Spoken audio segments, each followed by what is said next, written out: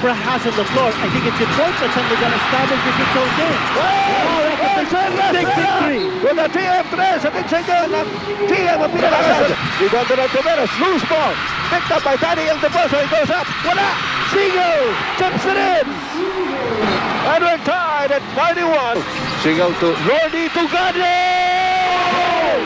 A big shot by Lordy. TM3 sa tigsigil ng TM.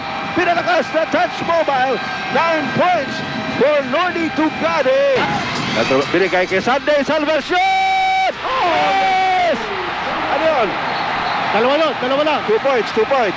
So tabla tayo. Salvacion has been on fire sa ating second half. Ito na si Helterbrand.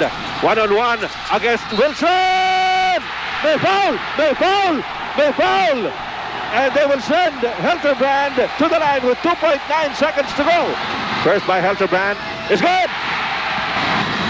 And it makes two. J.J. Helterbrand gives Barangay Ginebra a 2-point lead. He needs to pass the ball. Ayun, si Lordy Tugade!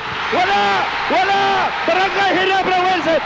Barangay Ginebra wins it in 6 games after falling behind 0-2.